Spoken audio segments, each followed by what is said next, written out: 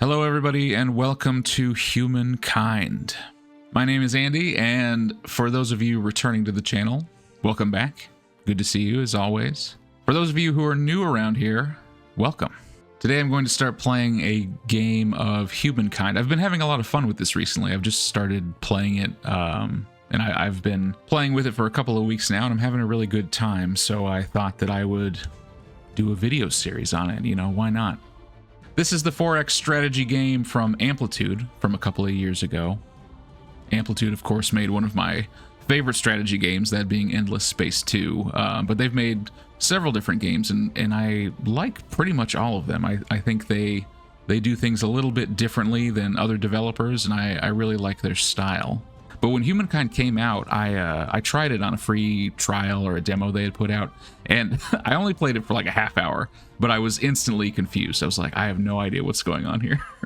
But just recently, I tried it again, and I really got into it, and I got through a whole game. You know, it was confusing, but I gave it a fair shot. And when I got to the end, I was like, wow, actually, I love this. And I really had a good time. So I would like to share some of that knowledge with you. I'm not an expert by any means, but I've played through a couple of the games, and I feel like I have a good enough understanding that I can explain how it works in basic terms, at least. We'll take a look at how this game works. I'll probably compare it to Civilization in some ways. So anyway, let's get started with the new game. What we're going to do is I'm going to play with 5 computer players, all on normal difficulty. We're going to do a normal sized world. I've been playing on normal speed generally, but for this video series, let's go on fast just so that it doesn't drag on too much, you know. Keep it moving a little more quickly. And for difficulty, we're going to do Metropolis, which is just the basic, you know, for the computer players, no bonuses, no penalties, anything like that. They should be on equal footing with me, except for my giant human brain, right? Let's begin. Our universe contains infinite stories, most of which are about rocks and ice at sub-zero temperatures in a vacuum. Rather boring. However, on a small damp rock, there is a story that bears a second look. It's your story. But the first 4 billion years or so mostly concern amino acids. Not much of a page turner. But then, over time, the amino acids bond together, and things start to get interesting and a bit drier.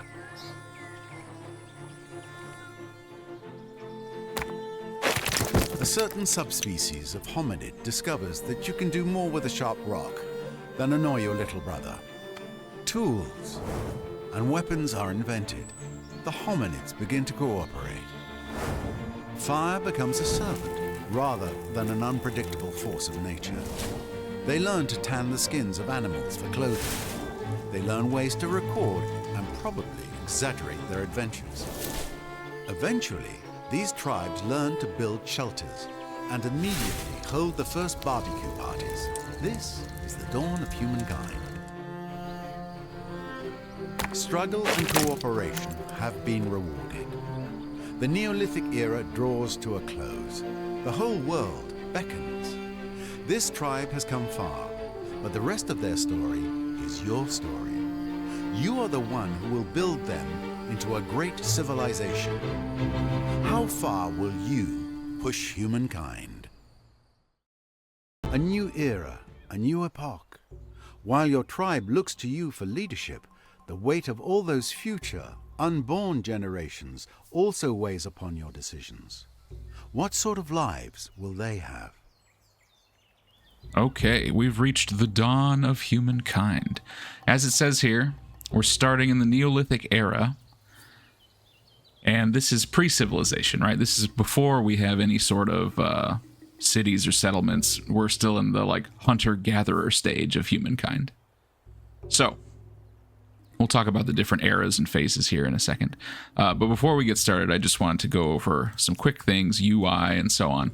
So, top left corner of the screen, you'll see general information about the status of the game. We're in the Neolithic era. We're the nomadic tribe. We can see kind of our star progress. I'll get more into that in a second. The top middle here, this is kind of our diplomacy, quick overview. There's 5 computer players. As we meet them, we'll see them up here, and you can click on that to, talk to them and do stuff. Top right, more information will be added up here as we go. Right now, it's just saying how much influence do we have and how much do we get every turn, which is none. But it'll add more like resource information as we go, and like there's a shortcut to all of our cities, all of our units, that sort of stuff. Down here in the bottom right is where I spend most of my time looking, at least. This little bar will be notifications. So as things happen, outside of our sight, if something diplomatic happens or if we get attacked or whatever, a little notification will pop up on this bar. And then the circle is not only our end turn button, but if there's something we have to do, like if there's like this idle army, if we have units who aren't doing anything, if we have a city that's not producing, or if we need to pick science or whatever, that shows up right here. So I'll be clicking this a lot, and then information will be all over the screen. I think we'll also get some stuff over here on the left side, which we'll talk about when we get there. Now, if you're like me, coming from the Civilization series and you're new to Humankind, you might have noticed something. In Civilization, and whenever I mention that game series, I'm talking about 6 and before, because I don't know anything about Civ 7. In Civilization, the older games, when you start a game, you always pick who you're going to be at the beginning, right? You go, okay, this time I'm playing as America, or I'm playing as China, or France, or whomever. And who you pick changes certain things about your game, right? It gives you certain bonuses. It gives you specific buildings and units that only that civilization has. And you play as them for the entire game. Humankind is different because as we go through time and grow Humankind, who we are culturally will change, and we get to choose who we are at different points in the game. So here at the beginning, we're actually nobody. We're just a nomadic tribe. We're not any certain country until we reach the next era, right? So we'll talk more about that later. But the important thing to know is in this first era, all we have to start with is a hunting party. We don't have anywhere to live. They just roam around. And in order to move on to the next era and pick our first, civilization that we want to be, we have to get a star. And there's 3 ways to do that. We can either get 3 population units. And remember, we're playing on fast speed. I was a little confused because I was like, I thought I had to have 5 population units, but that's on normal speed. So this is a little faster. We need to have 3 units. Right now we just have the 1. Or we need to earn 5 science by exploring the world, finding different things. Or we have to hunt 3 animals. We might find some deer or mammoths or whatever if we kill 3 of them. So if we do one of those things, we'll get a star and we'll be able to move on to the next era. But if we can get more than one of these things done, we'll actually get a benefit from that. So to begin with, let's just take our hunting party and start looking around this world. See what we can find. We found some copper, which of course we have no way to get yet, but later we will be able to. We've moved as far as we can. This is all of our unit information. There's nothing else we can do, so we'll just end our turn.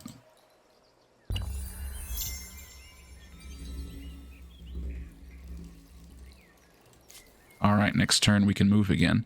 A curiosity has popped up here. If we take them here, we'll get some science. Even those who have disappeared may have done something very clever. And we can move a little farther. So we got 1 of our sciences, and we got 1 influence, which we'll be able to use in a little bit once we get some more.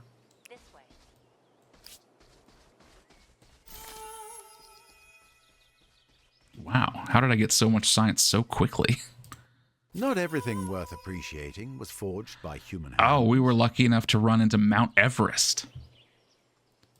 Well, that was lucky, because normally we'd be looking around the continent for a while trying to find more science curiosities or grow some more members. But we found this mountain, and our hunting party is like, whoa, I think we're smarter now. I think we should settle down. And so I guess we will. All right, we have an event here. This is because we finished the Knowledge Star. And I'm not going to read all these events to you, but basically, this one gives us 2 choices. We can get a legacy trait that will apply to us for the entire game. We can either get Waddle and Daub, which gives us more industry, so we'll build things more quickly throughout the entire game, or we can get Astronomy, which gives us more science. We'll, research things more quickly. let's go ahead with makers. I think that's a pretty safe bet. And now we can enter a new era. But I'm not going to do that just quite yet. Let's look around a little bit before we do that, because finding Mount Everest was incredibly fast. Oh, I was gonna run there and a mammoth showed up. Our hunting party is not quite as strong as it, so I'm actually gonna back off. We don't want to fight a mammoth. Not right now.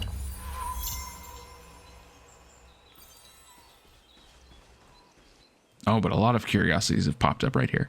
Well, we already finished the Knowledge Star, so instead I'm gonna go check out these food discoveries. Sustenance, security, and pleasure.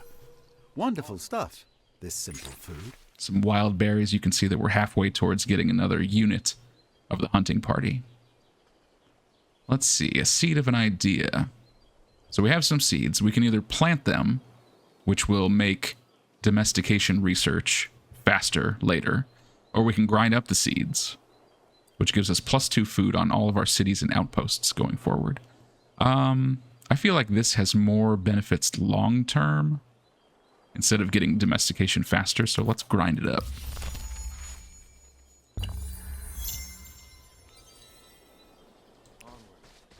Pick up this other food. More wild berries. Okay, so now we have 2 units here. We can actually split them up and explore a little bit faster. The other thing to note is we have enough influence now where we can claim a territory, which will end up being our first city. So we want to make sure we pick a good spot. If I hit claim territory, the game is recommending these 2 spots to me. They say, hey, you know, if you settle here, it's got 13 food around it, 6 industry, and 1 influence. Up here on the mountain, there's less food, but there's more production to be had, and we're on the river. Which one do I want?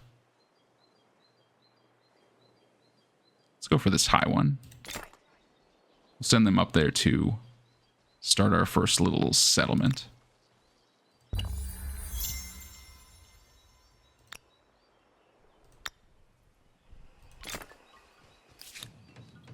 Here we go. So our first little outpost, Phoenicia, will be done next turn.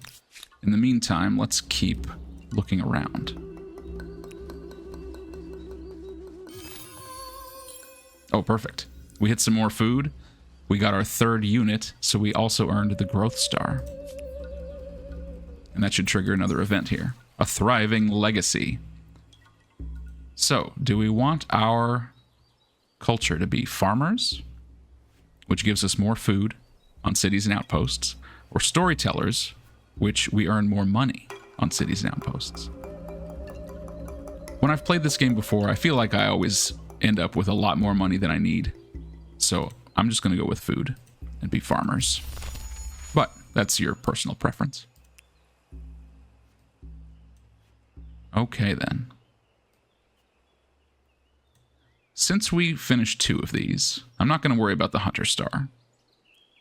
Let's go ahead and move on to the next era.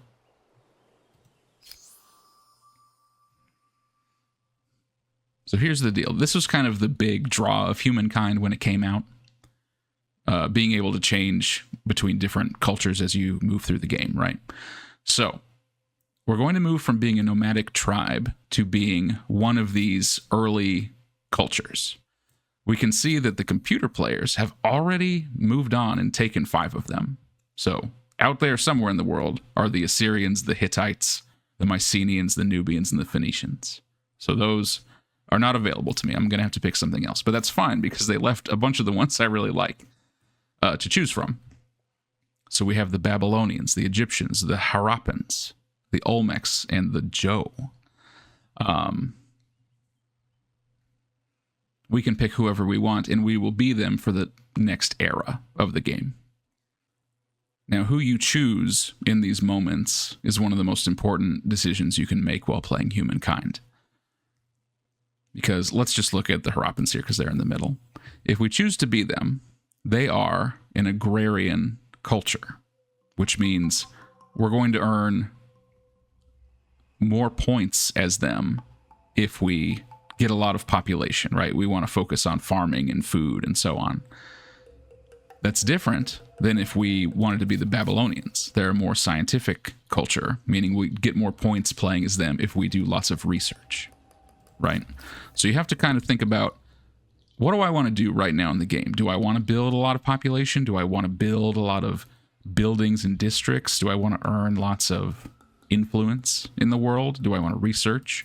If we look at these other cultures, we've got, you know, the Nubians want to earn lots of money. These two militarist cultures, they will earn more points by going to war, you know, fighting and killing. And then the Assyrians here with this flag, what do they call that? Expansionists. They want to gain control over large portions of the map. Now, who we pick here is not permanent for the entire game, but it will have a big effect on the next chunk of the game that we play. I always like being the Egyptians early on. I think they're a good place to start. So let's say that we pick Egypt. Here's what we get. Being the Egyptians, they are a builder culture. We're going to get more fame, which I'll talk about in a second, by building districts. So we're going to want to build lots of things while we're the Egyptians. If we pick the Egyptians, we get this trait, grand planners, industry on every tile that's producing industry, and cheaper district cost. This applies to us for the entire game. Not only when we're the Egyptians, but later on, if we switch to another culture, we will still have grand planners. So whatever you pick here applies for the rest of the game. It's very important to consider. While we are the Egyptians, for just this next era, we have a unique unit, this guy, and we have a unique district we can build, which is the Egyptian pyramid, which we build it and we get all of these things here. So these two, we only get while we're Egyptians. This top one, we get the rest of the game. So just keep that in mind. I'm going to go ahead and adopt that. It changes my little guy here into Egyptian clothes, which is cool. And let's move on to the next era. Ah, the challenges of a young civilization. It's hard keeping up with the neighbors when they have the wheel and you don't. Humankind learns quickly that everyone contributes. If you're terrified of wild animals, you can grow lentils or catch fish. Tribes settle towns. Towns develop markets, and markets begin the exchange of goods, services, and most important, rumors and hearsay. Entering this era as the Egyptians, then? No prizes for guessing how you plan to leave your mark. That's right, we're going to build lots and lots of pyramids.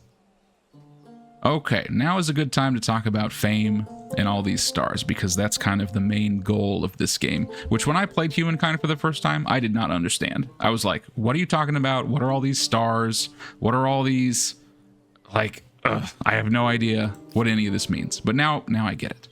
We're also ready to found our first city.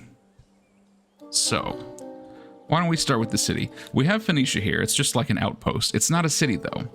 We can, you know, with enough influence, we can move it somewhere else, but we can't build any buildings. We can't build any districts with it. We want to first turn it into a city, which our first one is free. A city means shelter for those who need it, a place to store food, pens for the pigs. It may not be glorious, but it beats sleeping under trees. Okay, so this is our first city, Memphis.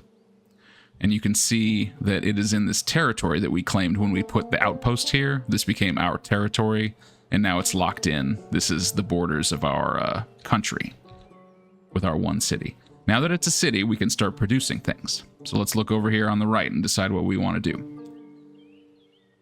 They've broken this down into a couple different categories. So first of all is districts. Districts are very much like what you would find in Civilization 6, where you pick something to build and then you have to place it on the map, right? It has to go on one of these hexes. So we have the Egyptian pyramid. That's a thing that only the Egyptians can build.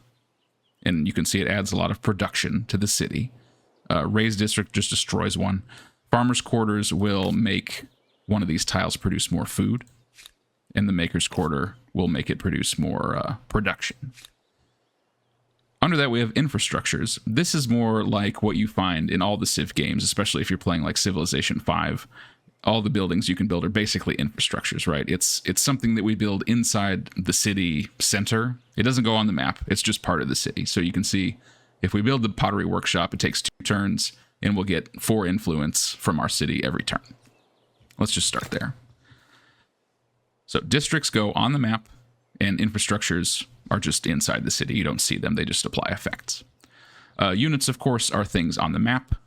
We don't have enough population in the city yet to make scouts, but that's okay. We'll be all right for now.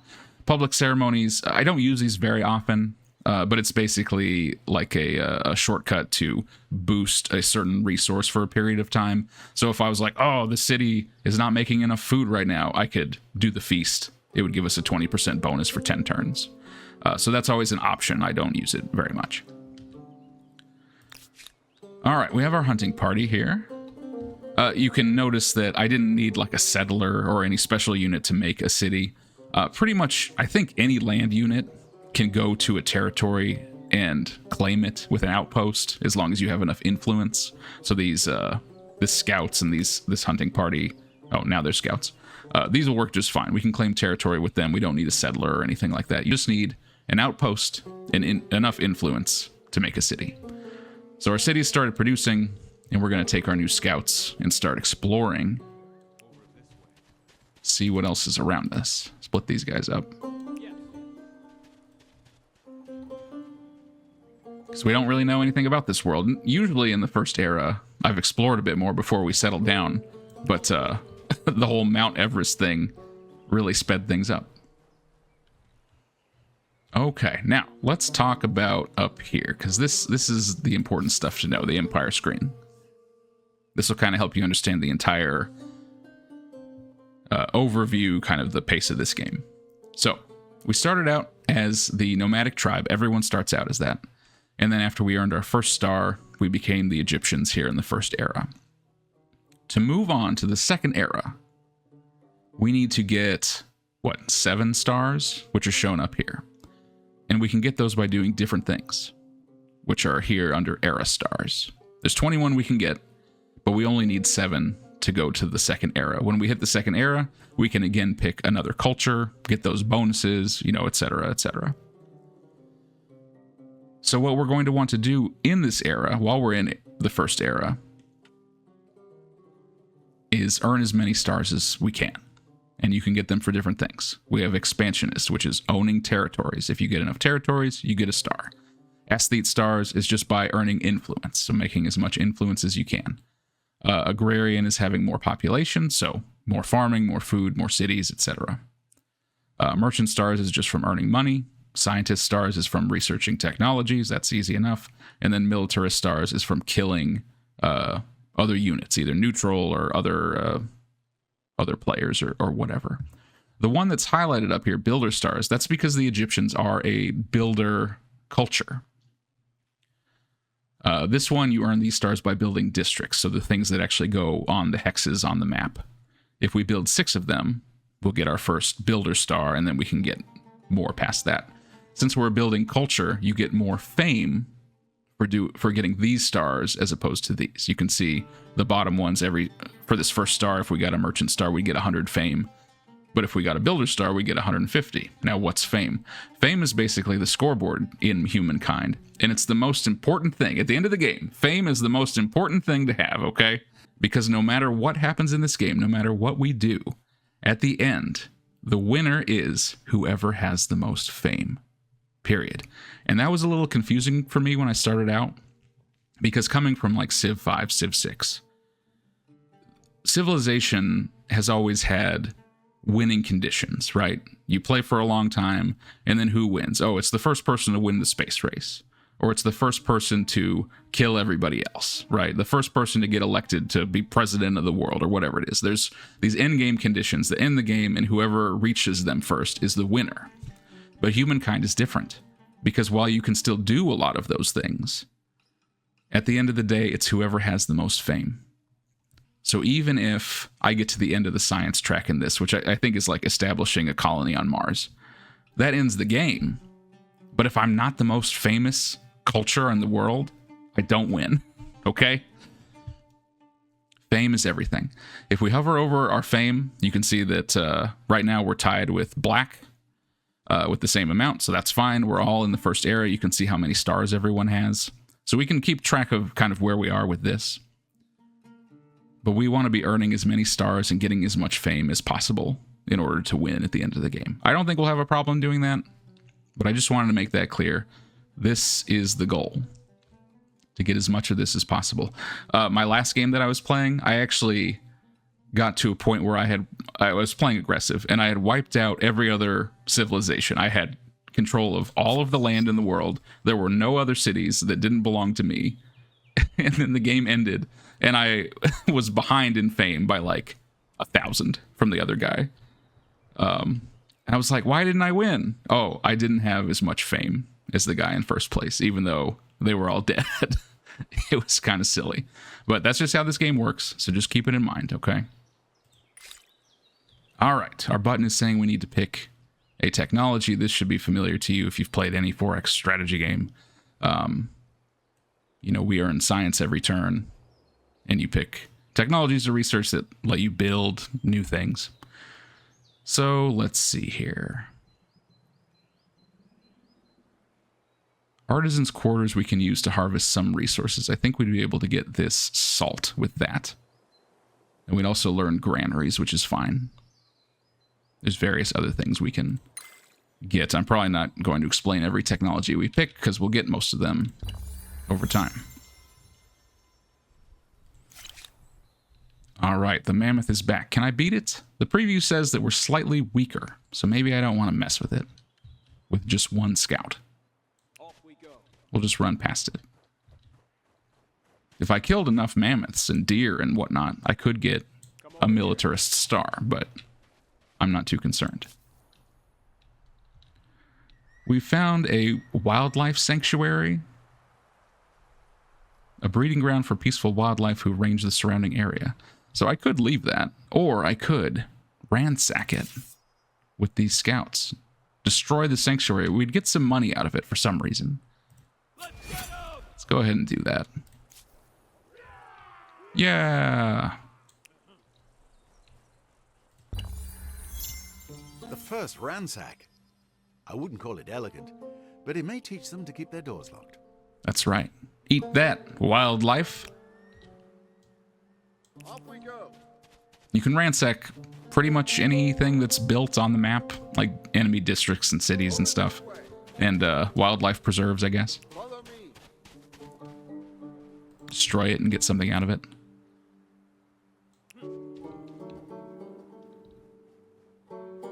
I want to uncover more of the map so we can see what our situation is. The other thing we need to keep in mind is that we can claim more territory once I have 31 influence, which will be in just a couple of turns. And then we can claim another one of these territories. The entire map is broken up into these territories, separated by the dotted line. And several things in the game work around territories, right? Like I can only have one city in this territory. I can only have one outpost in this territory. And we'll get more into that later. All right. Horses. Look at them down there. So cute. Sparkling. Just like horses in real life. Okay, we finished the pottery workshop. Let's go ahead and build a district. Should we do our first pyramid? Oh, one thing I should bring up, because this will probably come up later.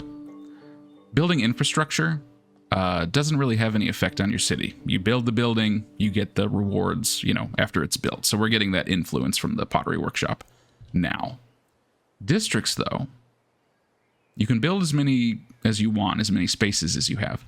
But what you have to keep an eye on is your stability, which is this pink thing. This comes up a lot as you play. I guess I should mention when we're clicked into our city, this is like our city rundown, right? What we're producing, other information, etc. But stability is a big one. Right now we're 100% stable.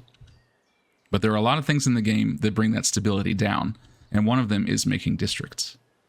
You can see that while building an Egyptian pyramid gives us a lot of industry and so on, it brings our stability down by 10. which right now is not a big deal. But if your stability gets too low, the city will no longer, they won't allow you to build any more districts. They're like, this place is a garbage dump, no more districts, and they get mad at you. And if your whole country is unstable, they might rebel. There might be a revolution. So we want to keep stability up. We can build our pyramid on any of these white spaces. The game is saying that this will get us the best return, 10 industry. So we'll build that over a couple of turns.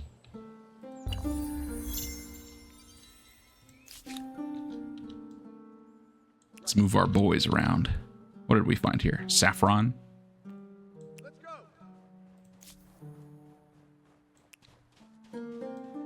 Oh, a curiosity. We must have found some science or something. We finished our research. A lair of aggressive wildlife. Well, that'll have to go. This territory looks promising to me. It has saffron, which we could get, and it also has a source of horses. If you're playing this and you're looking to probably go to war early, you know, or be aggressive with your competitors, getting a hold of horses early is good, because there's a lot of horse units that are pretty strong early on, and if you don't have access to horses, then you just can't make them at all. Speaking of which, domestication here, if we learned that, we could then get the horses. So I think that's a good way to go, just in A case. first visible mark of this new culture. I hope the style is pleasing, because it will be around for as long as the city lasts. Okay, someone has attacked us. We'll check on that in a second. For now, do we want to take down this mammoth? Maybe we could. Come over here. If I bring my scouts together, so we have 2 in a unit, and then hover over this mammoth, suddenly the balance of power has shifted. So let's do some battles.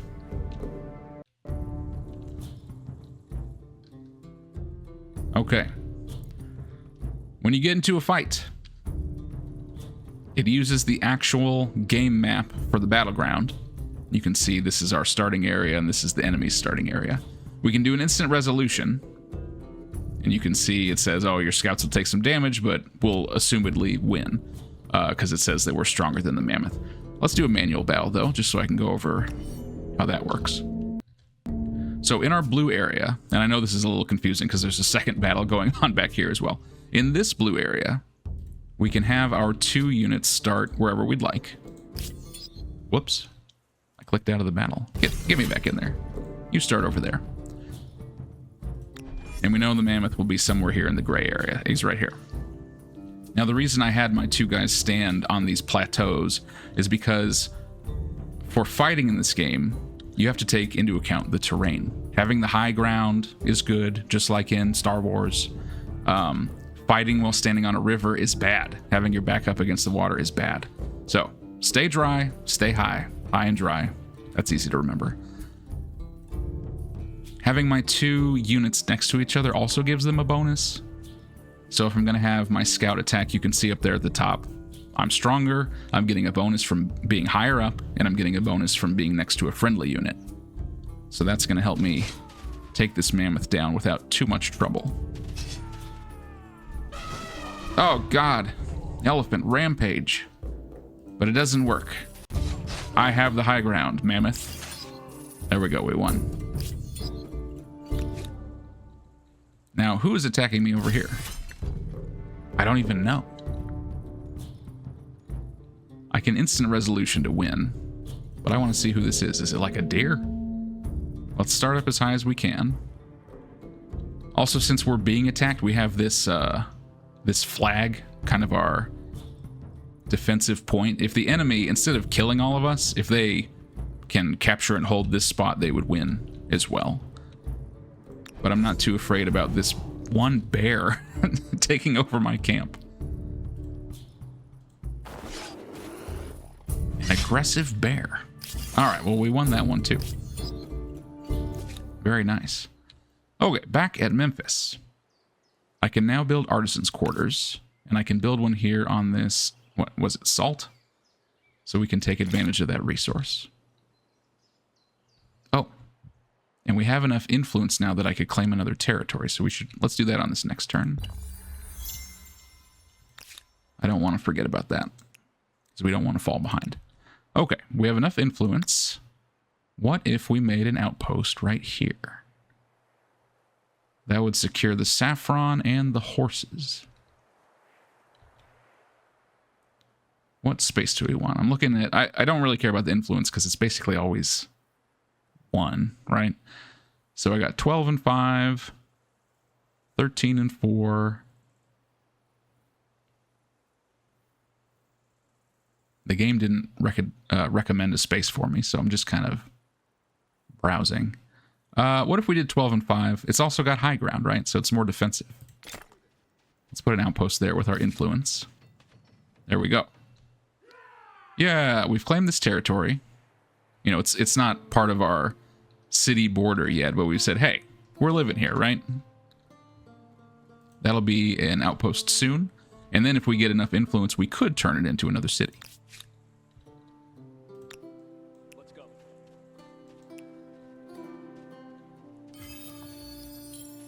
Looks like we picked up some more science. What did we find anyway? Animal remains. We saw some dead animal bodies and we're like, huh. I think we learned something.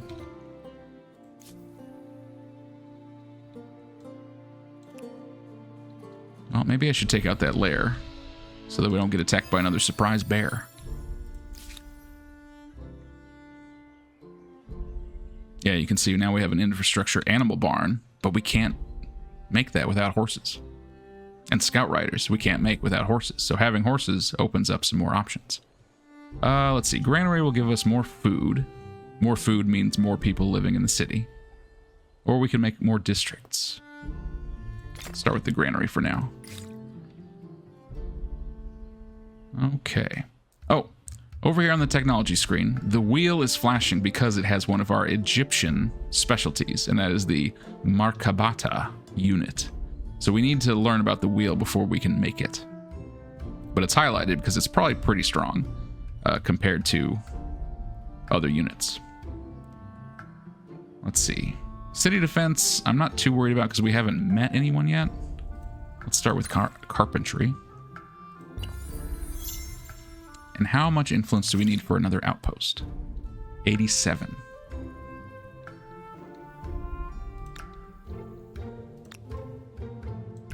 I'd like to get a... Whoop. Change direction. Go up here and get this curiosity. Nice. More science. More animal remains. They're everywhere. I want to get a good lay of the land. Whoa. Mammoth town over here. So we can plan out where we want to settle. Moments that make you feel like a small thing on a wondrous planet. We are the first to find Ha Long Bay, which gives us some fame. So that's good, because that, of course, is what we need to win. I'm not sure. It might be over here. We'll get a better look at it. But I'm going to ransack that sanctuary.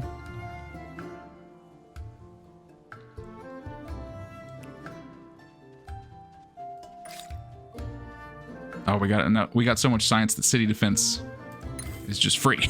So awesome. Hey, and we got a scientist star, our first star in the ancient era. So that's because we got what, like 4 technologies. We got our first star, we got our fame bonus from that. And you can see we need 3 more technologies to get our next star out of 3.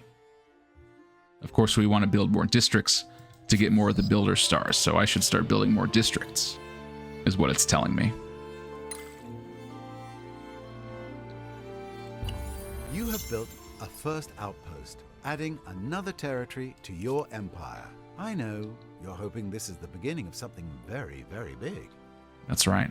All right, so we have our little outpost, just like the first one.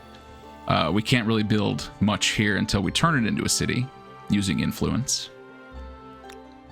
But what we can do now is, with just an outpost, you can still take advantage of some of the resources in the territory without making it into a city.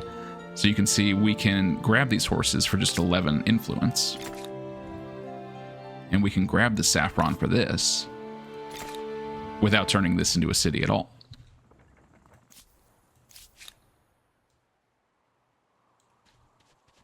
Let's take one more Rapid and dangerous, jump out here. Hittites. Uh-oh. Get ready to hear the sound of chariots when you least expect it. Uh-oh. That's not good. Ransack these things. Okay, so there's a lot of wildlife out here. That I'm not worried about. But we've run into the Hittites. Greetings. I'm called hot-blooded, short-tempered, passionate. All the highest compliments. As long as we are honest and fair, we can do mighty things. It's Beowulf. He looks kind of like the caveman from those Geico commercials. Is it just me? Anyway, we've met our first competitor. We'll talk more about diplomacy and how we're going to deal with the Hittites next time. I think right now I need to take a break. I've been talking for a long time. But this is just the very beginning of Humankind. I think we have a good start. We've got our first city. We've got an outpost. We've found our first competitor, and we kind of have like a, our back's up against the ocean. So if we do have to fight with them, we only have to fight in the one direction, which I like. The rest of this is pretty secure. So I think we'll be able to spread into all these territories without too much trouble. And then we'll have to deal with him head on. Will we go to war? Will we be best friends? I don't know yet. We'll find out more next time. But hey, thanks a lot for hanging with me. If you have any questions, please let me know. I'm trying to cover everything as best as I can. But yeah, we'll go a little farther in Humankind next time and see what happens in this new world of ours. I'll see you then.